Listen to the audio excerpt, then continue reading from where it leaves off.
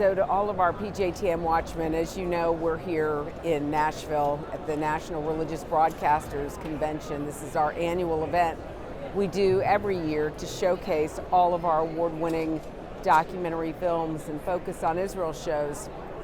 And of course, we've been doing a lot of interviews with Israelis who had come over here post-October 7th. And we've interviewed them to get their stories about what happened on October 7th when Hamas launched a massive attack against Israel, against our Jewish brethren.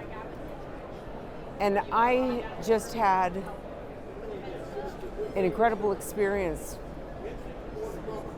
I attended, at the request of the Israeli Consul General, the screening of the film that was put together by the IDF. And this is footage that they had compiled from the terrorists' phones, from body cams, from innocent Israelis who were trying to hide. And what I saw was horrific. I know the majority of people who are going to watch this video don't have the opportunity to see this film, but if you do have the opportunity, you should watch it. You would understand why PJTN is doing the work that we're doing. Ladies and gentlemen, I saw some of the most brutal, barbaric attacks against children, against women, against men. And the only people that I blame for this are the leaders of the nations, especially the United States of America. Our government can't make up its mind as to what position it's going to take. We even have a government, this administration, Biden, is now trying to push and orchestrate a two-state solution when Israel hasn't even finished annihilating the enemy. And yes, that's exactly what Israel should do. They should wipe out Hamas. They should level the field.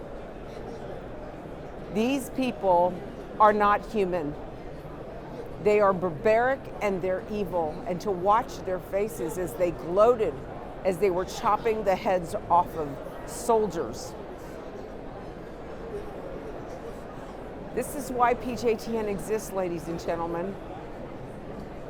It's because we've got to, as Christians, wake up and hold our government officials accountable. Whether you're in America or South Africa or Australia or Europe, we have got to hold these leaders accountable. This is outrageous what has happened. As the final images of the film played, next door in a room, the song Amazing Grace came on. It was the most impactful and powerful thing I'd ever seen and heard. Ladies and gentlemen, elections are coming in November.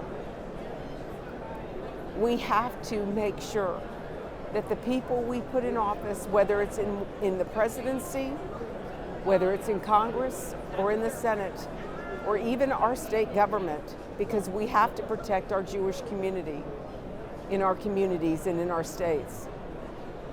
But whether it's a congressman or a senator or a president, we have to know that we know that when push comes to shove and we say, Israel, we have your back, we really do have their back. Right now, we're giving them lip service. And at PJTN, we're not going to stand by. We have to increase our efforts. We can't ever allow this to happen again. As I walked out of the screening,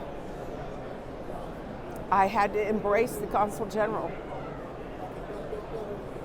And I just cried and told her how sorry I was. We could do more. And I promised her we would. So, ladies and gentlemen, I don't know where you want to begin, but I'm starting with PJTN, and we are taking a trip to Israel. We're not going to let our Jewish brethren stand alone. We're going in May, and we're going to be there traveling throughout the country so that the Israelis see we haven't forgotten them. We will never forget them. So I want to thank all of you again who make everything that we do possible at PJTN. But more importantly, you do everything that you can to help us stand with our Jewish brethren so they know they are not standing alone.